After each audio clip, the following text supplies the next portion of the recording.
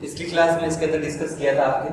इसके अंदर हार्डमानिया में जो शरीर या इसके अंदर कह सकते हैं बॉडी किस प्रकार की होती है, उसमें एक भाग आपको बताया गया था जो कि इसके अंदर कैसे जिसे कहा जाता है शरीर का या बॉडी प्रॉपर।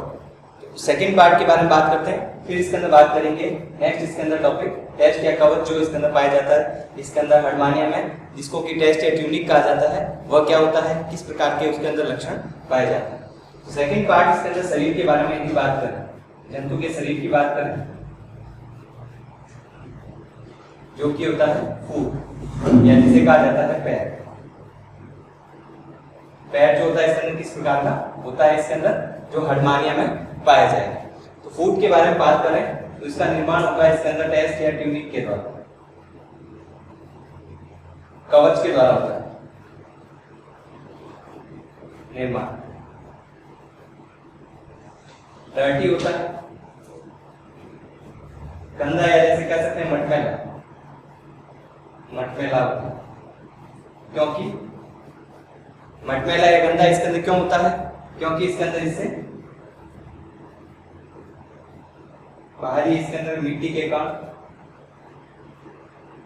या सैंड पार्टिकल जुड़े होते हैं। तो जो इसके अंदर कह सकते हैं सेकंड पार्ट है जंतु के शरीर का, जिसको फूट या पैर कहा जाता है। ट्यूनिक या इसके अंदर टेस्ट कवच के द्वारा बनता है। डर्टी या गंदा या मटमैला होता है, बाहरी इसके अंदर मिट्टी के कण जिस पर पाए जाते हैं, इसके कारण इसके अंदर मटमैला या गंदा दिखाई देता है। यदि इसके अंदर कह सकते हैं फूट या पैर जो इसके अंदर पाया जा रहा है वह किसी ऐसे आधार से जुड़ रहा है या ऐसी संरचना से जुड़ रहा है जो कि इसके अंदर कह सकते हैं आधार इसका ठोस है। बेस की बात करें यदि वो ठोस है, जैसे इसके अंदर ठोस का मतलब इसके अंदर सॉलिड होगा या सख्त हो सकता है, सॉलिड या सख्त होगा, तो वह यदि इसके अंदर कह सकते हैं ठोस आधार से जुड़ता है तो वहां पर ठोस आधार जैसे हो सकता है तो चट्टान से जुड़ रहा है जिसे रॉक भी कहा जाता है, या इसके अंदर जुड़ सकता है ये मोलस्का के कवच से, क्योंकि जैसे बताया था हार्डमानिया इसके अंदर मोलस्का के कवच पर भी पाया जाता है, मोलस्का जंतु की सेल पर पाया जाता है। तो ऐसे इसके अंदर यदि आधार से जुड़ता है या रॉक या चट्टान से जुड़ता है जो कि आधार इसके अंदर कह सकते हैं यहाँ पर या जिसे बेस कहा जाता है वह ठोस होगा, तो वहां पर इसके अंदर फूट या पैर एब्सेंट होता है, तो यहाँ पर इसके अंदर पैर अनुपस्थित होगा।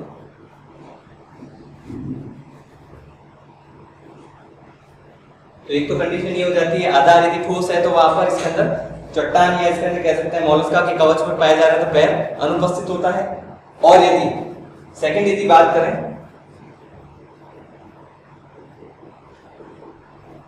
आधार इसके अंदर कह सकते हैं सॉफ्ट है, जैसे मिट्टी में धस रहा है, यदि इसके अंदर कह सकते हैं एनिमल मिट्टी में धसा हुआ इसके अंदर पाया जा रहा है तो उसका पैर इसके अंदर कह सकते हैं या फूट उपस्थित होगा और वो मिट्टी में धसा हुआ पाया जाता है। पैर इसके अंदर उपस्थित होगा और मिट्टी में धसा हुआ पाया जाता है। इस प्रकार से पैर जो कि नीचे वाला भाग है जंतु के शरीर का टेस्ट या ट्यूनिक के द्वारा बना हुआ इसके अंदर कह सकते हैं दो पार्ट ही होते हैं जंतु के शरीर में, ऊपर वाला पार्ट और नीचे का पार्ट। तो नीचे का जो पार्ट है इसके अंदर कह सकते हैं या जिसे लोअर पार्ट कहते हैं। इसके अलावा इसका जो कार्य होता है जंतु का इसका कार्य होता है अटैचमेंट या जोड़ना। जंतु के शरीर में बात करें तो इसके अंदर टेस्ट या ट्यूनिक जो इसके अंदर कवच के द्वारा बना हुआ जो फूट है पैर है वो आधार से यदि सॉफ्ट है तो इसके अंदर वहां पर तो पैर पाया जाएगा और वो मिट्टी में धसा हुआ होगा।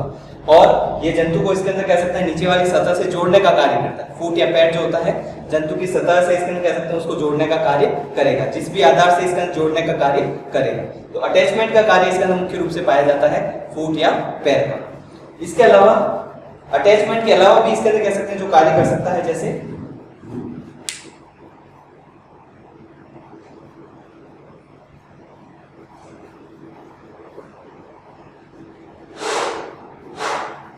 फूट का दूसरा कार्य हो सकता है इसके अंदर बैलेंस या संतुलन बनाने का। सेकंड इसके अंदर हो सकता है बैलेंसर या जिसे कहा जाता है संतुलन बनाने वाला। ये कार्य भी किया जा सकता है इसके अंदर फूड के द्वारा। तो एक तो जोड़ने का कार्य करता है और दूसरा कार्य इसके अंदर कह सकते हैं एक तो जोड़ना और एक शरीर का संतुलन बनाने का कार्य इसके अंदर किया जाता है। शरीर का इसके अंदर बैलेंस या संतुलन बनाने का कार्य करता है। तो ये इसके अंदर कह सकते हैं शरीर के जो दो भाग हैं उसकी संरचना और उसके बारे में इसके अंदर आपको बताया कि इसके अंदर किस प्रकार से दो भाग पाए जाते हैं। उसका डायग्राम तो पिछली क्लास में इसके अंदर आपको बता चुके हैं। आगे हम बात करते हैं नेक्स्ट इसके अंदर कह सकते हैं टॉपिक जो कि हर्मानिया में ही है, जो कि इसके मुख्य रूप से इसके अंदर आपके वेरी शॉर्ट या शॉर्ट आंसर में या बड़े क्वेश्चन में भी इसके अंदर कह सकते हैं हर बार इसके अंदर बार बार ये इसका क्वेश्चन पूछा गया, इसको टेस्ट एट यूनिक कहा जाता है।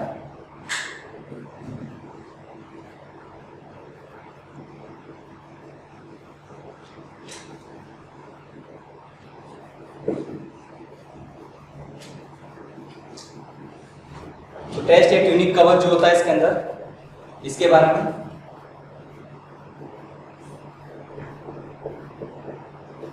ये जंतु का सुरक्षात्मक आवरण, सुरक्षात्मक आवरण होता है। इसके अलावा यह पारभासी होता है, ट्रांसल्यूसेंट, जिसके आर पार नहीं देखा जा सकता। ट्रांसपेरेंट तो होता है जिसमें आर पार देखा जा सकता है, पारदर्शी, लेकिन ये ट्रांसल्यूसेंट होता है, आर पार नहीं देखा जा सकता क्योंकि इसकी भित्ति मोटी होती है। इसके अलावा पारभासी के अलावा इसके अंदर कह सकते हैं सॉफ्ट होता है,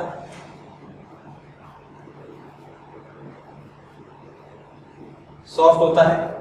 एनिमल का इसके अंदर कह सकते हैं यह कवच। ट्रांस इसके अंदर कह सकते हैं ल्यूसेंट होता है, पारभासी होता है और लेदर का चमड़े जैसा।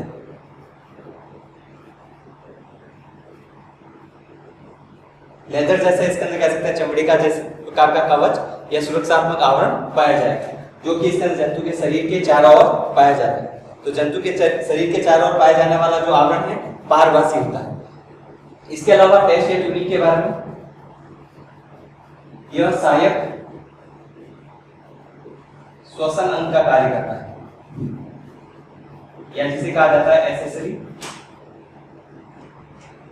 रेस्पिरेटरी ऑर्गन का कार्य टेस्ट एट यूनिक कवच के द्वारा किया जाता है। इसके अलावा एनिमल यदि यंग है, एनिमल इसके अंदर कह सकते हैं यंग है, उस समय इसके अंदर कह सकते हैं यह कवच पारदर्शी होगा, ट्रांसपेरेंट। जब इसके अंदर यंग होता है उस समय पारदर्शी होता है, लेकिन जैसे जैसे इसके अंदर कह सकते हैं इस वयस्क होता है, एडल्ट होता है, एडल्ट बनता जाता है, उस समय इसके अंदर कह सकते हैं उसकी थिकनेस या मोटाई बढ़ती जाएगी। तो इसके अंदर कह सकते हैं यंग है तो इसके अंदर कवच पारदर्शी होता है, और वयस्क होगा एडल्ट, उस समय इसके अंदर कह सकते हैं मोटाई या थिकनेस बढ़ेगी।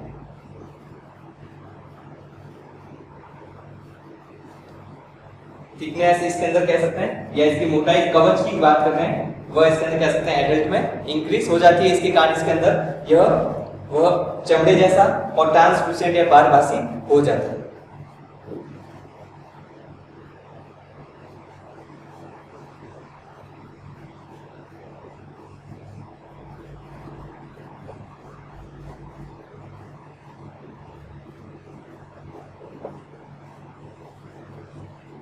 इसके अलावा और क्या लक्षण पाए जाते हैं टेस्ट एट यूनिक या कवच में? इसके अलावा इसके अंदर टेस्ट एट यूनिक कवच जो बनता है मेंटल या जिसे कहा जाता है बॉडी वॉल, मेंटल या जिसे कहा जाता है बॉडी वॉल या शरीर भित्ति, इसके द्वारा बनता है। इसका निर्माण टेस्ट एट यूनिक कवच का जो निर्माण इसके अंदर किया जाता है वह इसमें मेंटल या जिसे शरीर की भित्ति भी कहा जाता है, दोनों इसके अंदर एक ही वर्ड है, या जिसे शरीर की भित्ति कहा जाता है उसके द्वारा इसका निर्माण किया जाएगा।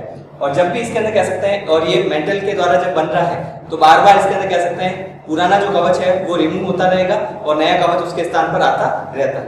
कह सकते हैं कि जो कवच बन रहा है वह रिप्लेस होता रहेगा, नया कवच बनता रहता है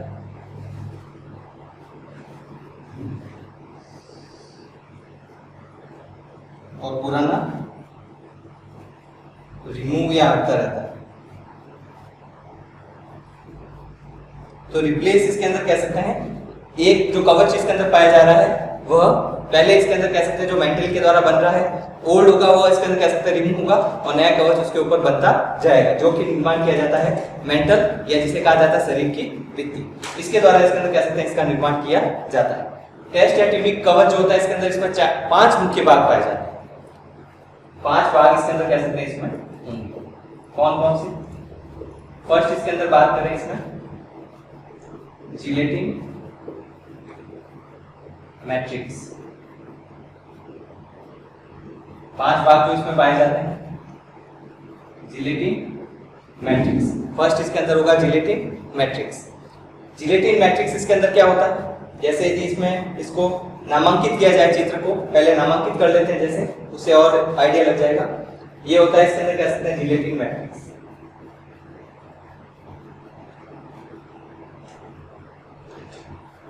ये इसमें पाए जाते हैं एम्प्यूला, ये होती है ब्लड वेसल्स,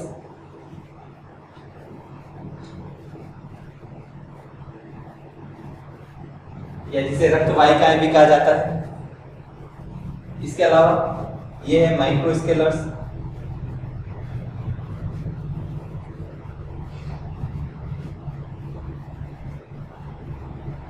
इसको कहा जाता है माइक्रोस्केलर्स। बड़े जो होते हैं इसके अंदर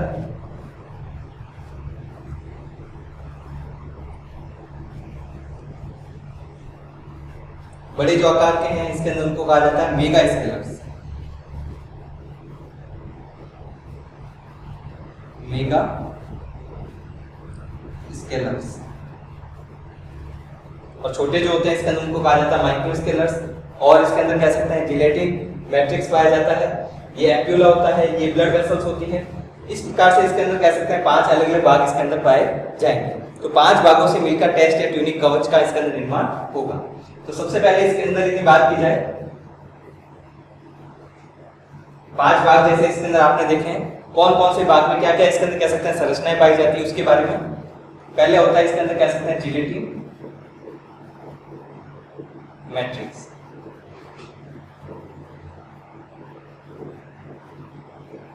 फर्स्ट पार्ट होता है, पहला भाग इसके अंदर जो होता है जिलेटिन मैट्रिक्स। ये होता है इसके अंदर कह सकते हैं पॉलीसैकेराइड, ट्यूनिसिन का बना। पॉलीसैकेराइड जो होता है इसके अंदर कार्बोहाइड्रेट की, ग्लूकोज की इसके अंदर 3 या 2 या उससे अधिक यूनिट जब आपस में जुड़ती है, या कार्बोहाइड्रेट इसके अंदर कह सकते हैं जो ग्लूकोज के इसके अंदर 2 या अलग इसके अंदर कह सकते हैं या ज्यादा अणु यदि आपस में जुड़ते हैं उसको कहा जाता है पॉलीसैकेराइड। 2 होते हैं तो डाइसैकेराइड, एक होता है तो मोनोसैकेराइड, और ज्यादा जुड़ते हैं तो उसको पॉलीसैकेराइड कहा जाता है। तो पॉलीसैकेराइड इसके अंदर कह सकते हैं ट्यूनिसिन जो होता है इसका उसका बना हुआ कवच पाया जाता है, जिसके कारण इसको टेस्ट या ट्यूनिक कहा जाता है। और ये इसके अंदर कह सकते हैं ट्यूनिसिन जो होता है वह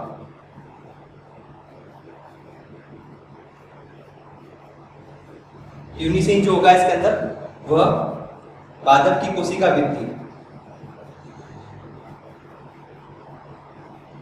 पादप की कोशिका भित्ति में जो पाया जाता है सेलुलोज,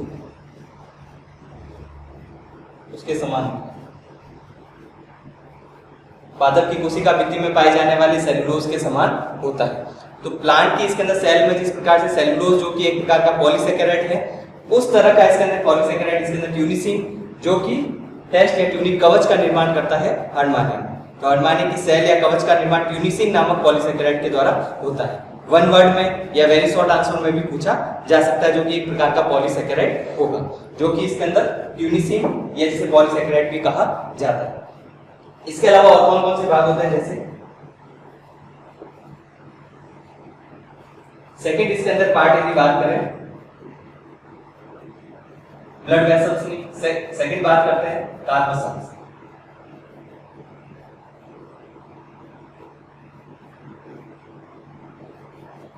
या जिसे इसके अंदर कह सकते हैं कहा जाता है कोशिका। सेल्स या इसके अंदर कह सकते हैं कार्बोसल्स या कोशिका। कौन कौन सी कोशिका इसके अंदर पाई जाती है?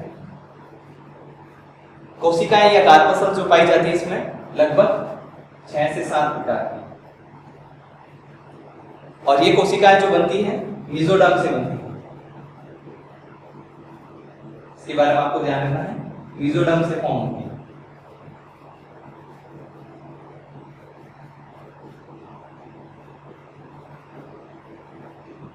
और इसमें 6 से 7 प्रकार की कोशिकाएं कौन कौन सी होती है? जैसे फर्स्ट इसके अंदर की बात करें, लार्ज इओसिनोफिल, या जिसे कहा जाता है बड़ी इओसिनोफिल कोशिका।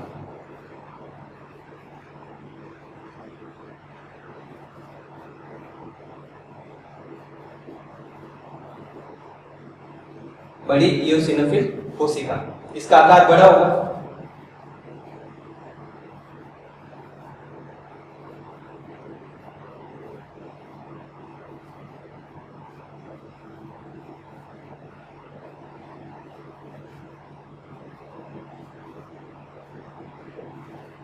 तो इसके अंदर इसके अंदर कह सकते हैं बड़े आकार की होती है।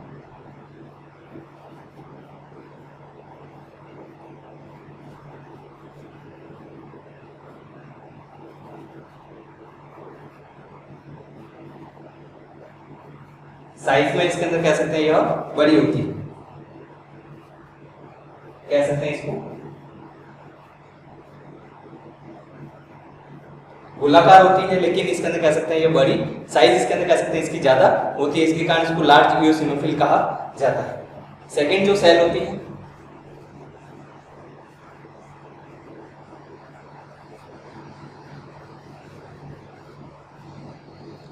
सेकंड जो कोशिका है इसके अंदर उसको कहा जाता है स्मॉल इओसिनोफिल। दूसरी कोशिका को कहा जाता है स्मॉल या छोटी इओसिनोफिल कोशिका। इसका आकार इसके अंदर कह सकते हैं बड़े, जो इसके अंदर इओसिनोफिल की तुलना में छोटा होगा। तो किस प्रकार की होती है? जैसे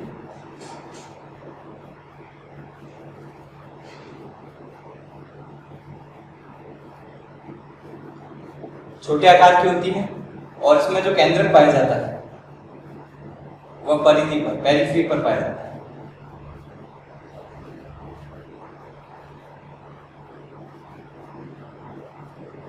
पेरिफेरी पर इसके अंदर न्यूक्लियस होता है। न्यूक्लियस या केंद्रक जो पाया जाता है परिधि पर पाया जाएगा। तीसरे प्रकार की होती है अमीबॉइड, या जिसे अमीबीय कोशिका कहा जाता है।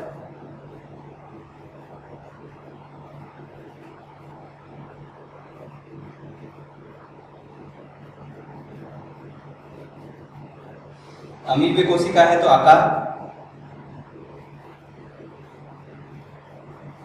निश्चित नहीं होता है।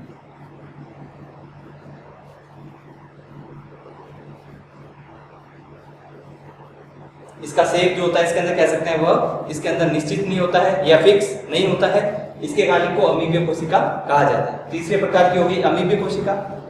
फोर्थ जो होती है इसके अंदर जैसे इसमें कहा जा सकता है, चौथे प्रकार की जो कोशिका होती है उसे कहा जाएगा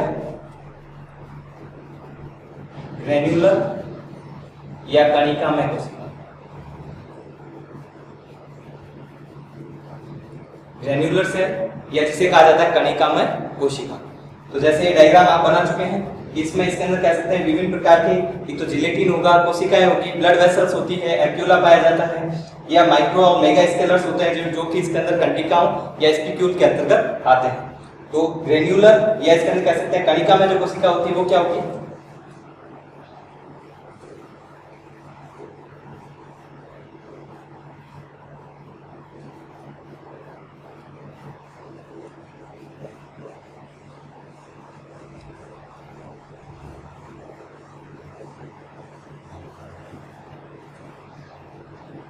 इसमें ग्रेन्यूल्स पाए जाते हैं, कणिकाएं पाई जाती हैं। ये होती है इसके अंदर ग्रेन्युलर या कणिकामय कोशिका।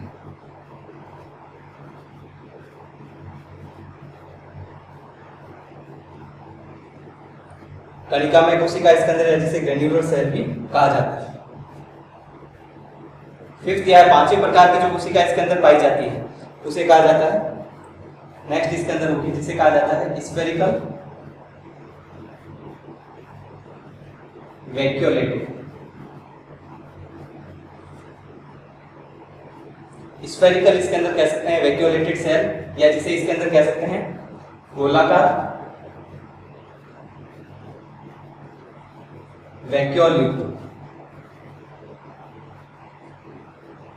गोलाकार होती है, आकार इसके अंदर कह सकते हैं गोलाकार होता है, स्फेरिकल शेप का होगा, और इसमें इसके अंदर कह सकते हैं वैक्यूल पाई जाती है।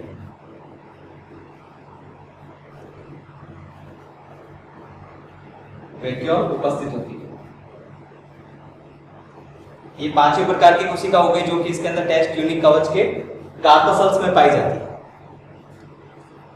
नेक्स्ट इसके अंदर हो सकती है जिसको कहा जाता है squamous epithelial cell. Squamous epithelial cell या स्क्वेमस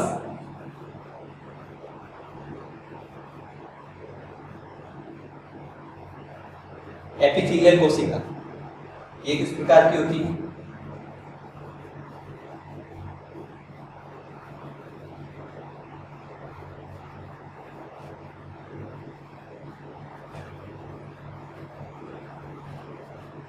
बीच में न्यूक्लियस पाया जाता है, बेंजीन के आकार की होती है।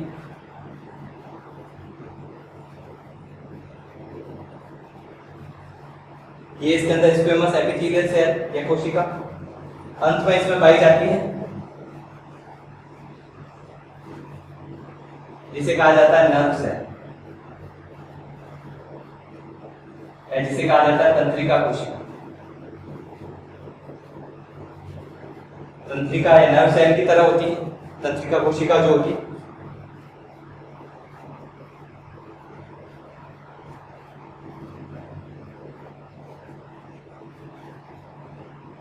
तंत्रिका कोशिका जो होती है इसके अंदर तंत्रिका इसके अंदर कह सकते हैं जो सेल होती है नर्व सेल की तरह पाई जाती है।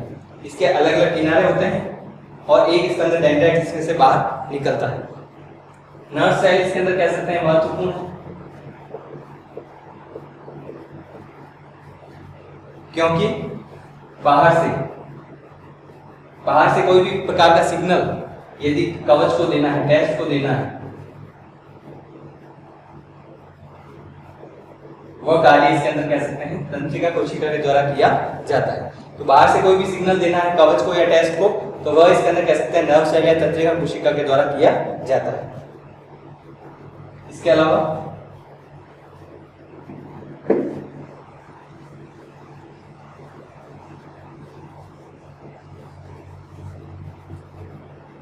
ये तो इसके अंदर सेकंड पार्ट हो गया इसका, जिसको कहा जाता है कार्पोसेल्स। तीसरा इसके अंदर भाग होता है जिसको कहा जाता है इसके अंदर फाइब्रिन, या जिसे कहा जाता है तंतु। तो इसमें तंतु या फाइबर्स पाए जाते हैं जो क्या कार्य करते हैं इसके अंदर, इसमें जाल बनाते हैं, नेटवर्क।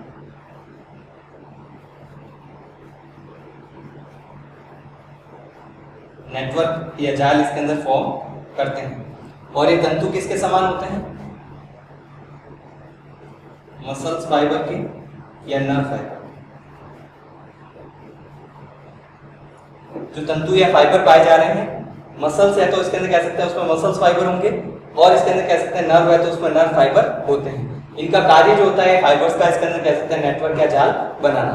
मसल्स में है तो मसल्स फाइबर है, और इसके अंदर कह सकते हैं नर्व है तो नर्व फाइबर के समान होते हैं।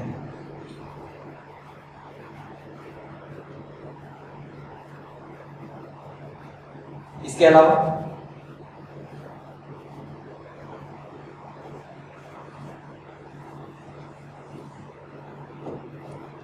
फोर्थ इसके अंदर इसका पार्ट हो सकता है जिसे कहा जाता है ब्लड वेसल्स,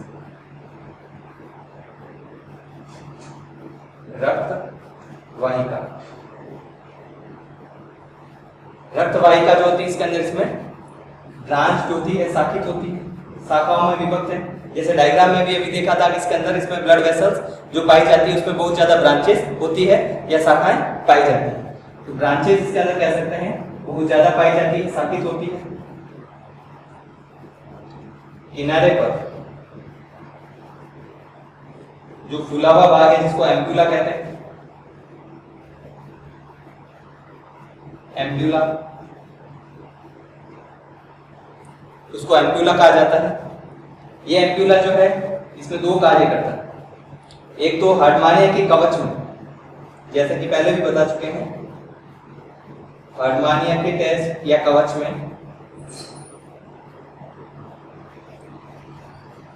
या कह सकते हैं इसके अंदर इसके शरीर पर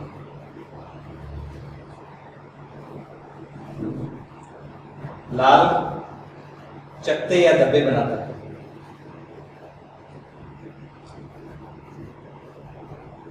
रेड पैचेस।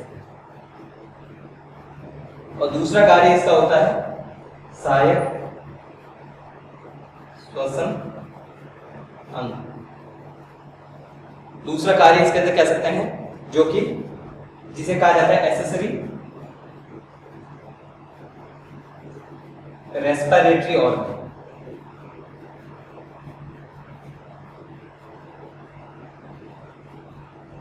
इसका भी कार्य करता है एक्सेसरी रेस्पिरेटरी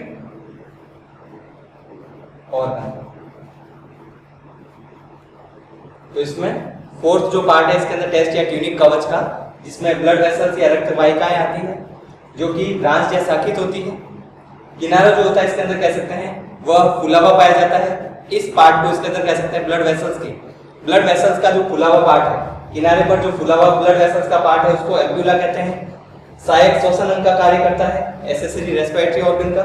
और एम्प्यूला जो होता है इसके अंदर जंतु के शरीर पर जो लाल चकत्ते दिखाई देते हैं, इसके अंदर जो जंतु का मुख्य लक्षण होता है इसके अंदर, वह एम्प्यूला के कारण इसके अंदर कह सकते हैं लाल चकत्ते दिखाई देते हैं। क्योंकि ब्लड वेसल्स है तो ब्लड वहां पर आएगा, और इसके अंदर कह सकते हैं फूला हुआ भाग है तो वहां पर ज्यादा मात्रा में इसके अंदर ब्लड पाया जाता है। इसके कारण इसके अंदर वो लाल दिखाई देता है।